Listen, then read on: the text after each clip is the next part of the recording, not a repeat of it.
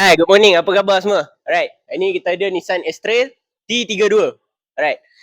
Kereta ni, owner bawa kereta datang sini. Owner komplain dia mengatakan bahawa dekat dia punya dashboard tu, dekat meter dia, ada naik lambang check engine light. Okay.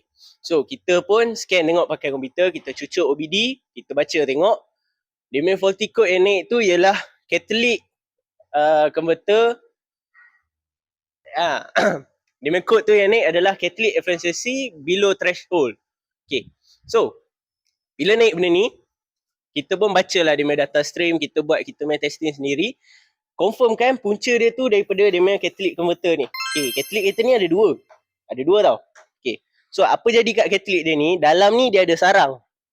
Ni bukan sarang lebah tau, ni sarang exhaust dalam dia ni.